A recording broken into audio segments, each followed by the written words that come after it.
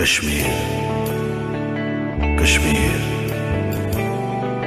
میرے کشمیر 5 اگست کو دنیا بھر میں کشمیری عوام منائیں گے یوم استحصال اور یوم سیاہ۔ مقبوضہ کشمیر میں کشمیری سری نگر اور دیگر علاقوں میں ہڑتال، احتجاج اور مظاہرے کرے گی۔ پاکستان سمیت دنیا بھر میں خصوصی تقاریب اور سیمینارز کا انعقاد بھی ہوگا، جن کے ذریعے بھارتی ریاست دہشت گردی کو دنیا کے سامنے بے نقاب کیا جائے گا۔ بھارتی سرکار اور فوج نے احتجاج ناکام بنانے کے لیے نام نہاد سرچ آپریشن شروع کر کے مظلوم اور نہتے کشمیریوں کی پکڑ دھکڑ شروع کر دی۔ انہیں پولیس تھانوں اور ٹارچر سیلز میں بند کر کے ان کے ساتھ غیر انسانی سلوک روا رکھا جا رہا ہے۔ کشمیریوں کی طرف سے یوم استحصال کا اعلان مقبوضہ کشمیر کی خصوصی حیثیت والی دفعات ختم کیے جانے کے 5 سال مکمل ہونے پر کیا گیا ہے۔ ان دفعات کے تحت کشمیر کی ایک الگ شناخت اور حیثیت تھی، جسے مودی سرکار نے ایک غیر قانونی اور غیر آئینی اقدام کے ذریعے ختم کر دیا۔ آرٹیکل 370 اور 35A والی دفعات بھارت کی طرف سے جموں و کشمیر میں آبادی کا تناسب تبدیل کرنے کی راہ میں سب سے بڑی رکاوٹ تھیں، اور بھارت ہر قسم کی کوششوں کے باوجود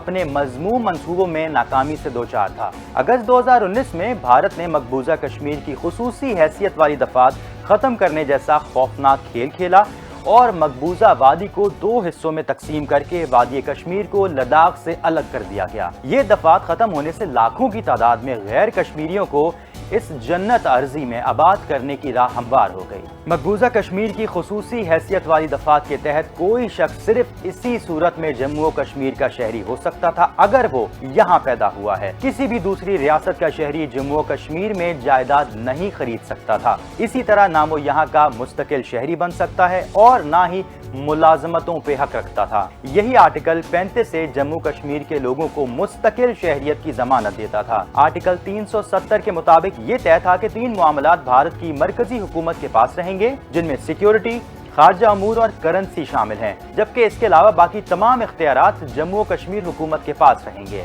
اس آرٹیکل کے خاتمے کے بعد اقوام متحدہ کی جموں و کشمیر کے حوالے سے ان قراردادوں کی رہی صحیح اہمیت بھی ختم کرنے کی کوشش کی گئی، جن کے مطابق جموں و کشمیر کو متنازع علاقہ قرار دیا گیا اور پاکستان اور بھارت کو کہا گیا تھا کشمیریوں کو اپنے مستقبل کا فیصلہ کرنے کے لیے رائے شماری کا حق دیا جائے۔ یعنی دیکھا جائے تو یہ دفعات ختم کر کے تحریک آزادی کو ناقابل تلافی نقصان پہنچانے کی کوشش کی گئی۔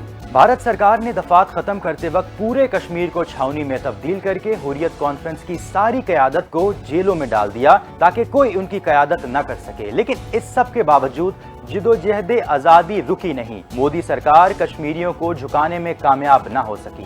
5 اگست کے متنازع اقدام کے بعد پاکستان کی طرف سے بین الاقوامی سطح پر مظلوم کشمیریوں کے حق میں بھرپور آواز بلند کی گئی، جسے کشمیری عوام نے بھی سراہا اور انہیں یہ بات محسوس ہوئی کہ وہ تنہا نہیں ہے، بلکہ پاکستان مکمل طور پر اہل کشمیر کی جدوجہدی آزادی کے ساتھ ہے اور ان کی ہر ممکن مدد و حمایت جاری رکھے گا۔ بھارت کی جارحانہ پالیسیوں کے نتیجے میں کشمیریوں کی جدوجہد آزادی دن بدن اور زیادہ مضبوط ہو رہی ہے، اور وہ وقت دور نہیں جب جنت ارضی کشمیر کو بھارت کے غاصبانہ قبضے سے نجات ملے گی اور کشمیری عوام انشاءاللہ آزاد فضا میں سانس لے سکیں گے۔